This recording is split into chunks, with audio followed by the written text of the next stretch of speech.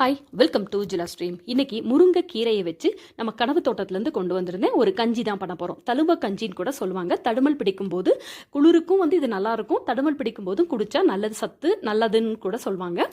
இதுக்கு ரத்தசாலை அரிசி ஒரு பங்கு, 1/4 பங்கு பாசிப்பருப்பு, இது ரெண்டையுமே கழுவிட்டு மிக்சியில் ஒரு குருணல் மாதிரி உடச்சிட்டு குக்கரில் போட்டுட்டு அது கூட 1/2 டீஸ்பூன் ஜீரகம், ஒரு 10 வெந்தயம் போட்டுட்டு தண்ணி நல்லா ஒரு 3 டம்ளர் விட்டுருக்கேங்க. உப்பு போட்டுக்கலாம்.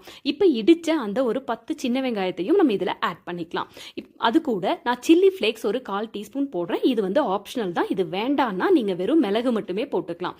ஸோ இப்போ நம்ம வெங்காயமும் போட்டதுக்கப்புறம் இது எல்லாத்தையும் நல்லா கலந்து விட்டு குக்கரை மூடி 2 விசில் 5 நிமிஷம் வச்சு எடுத்தா நல்லா கொலைய வெந்து இருக்குங்க.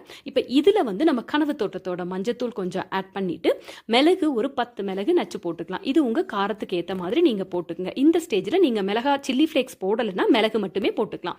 இப்போ ஒரு கை கொழுந்து முருங்கைக்கீரை, அதில் பூவும் இருந்துச்சு, டேஸ்டி சத்தும் கூட, நான் அதையும் போட்டுட்டேன். இப்போ இது எல்லாத்தையும் சேர்த்து கலந்து விடும்போது நல்லா அது எந்த அளவுக்கு உங்களுக்கு தண்ணி வேணுமோ நல்லா கஞ்சி மாதிரி குடிக்கிற மாதிரி இருக்கணும். இது முருங்கைக்கீரை வேகிற அளவுக்கும் அந்த தண்ணி வத்தி வரணும். ஸோ பார்த்து நீங்க தண்ணி உப்பு எல்லாமே இப்போ பார்த்துக்குங்க.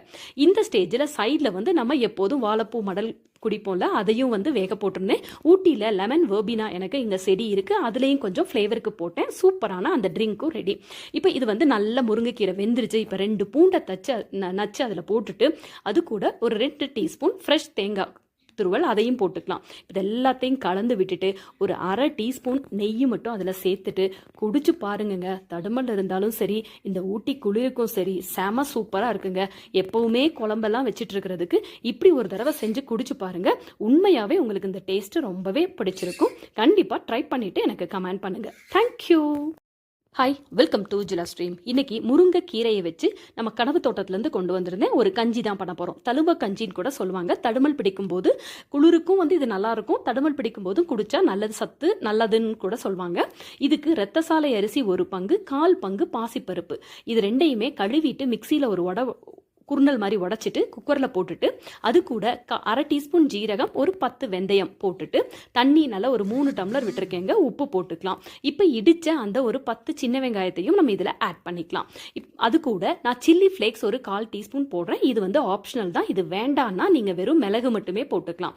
ஸோ இப்போ நம்ம வெங்காயமும் போட்டதுக்கப்புறம் இது எல்லாத்தையும் நல்லா கலந்து விட்டு குக்கரை மூடி 2 விசில் 5 நிமிஷம் வச்சு எடுத்தா நல்லா கொலைய வெந்து இருக்குங்க. இப்போ இதில் நம்ம கனவு தோட்டத்தோட மஞ்சத்தூள் கொஞ்சம் ஆட் பண்ணிட்டு மிளகு ஒரு 10 மிளகு நச்சு போட்டுக்கலாம். இது உங்க காரத்துக்கு ஏற்ற மாதிரி நீங்க போட்டுக்கங்க. இந்த ஸ்டேஜில் நீங்க மிளகா சில்லி ஃப்ளேக்ஸ் போடலைன்னா மிளகு மட்டுமே போட்டுக்கலாம்.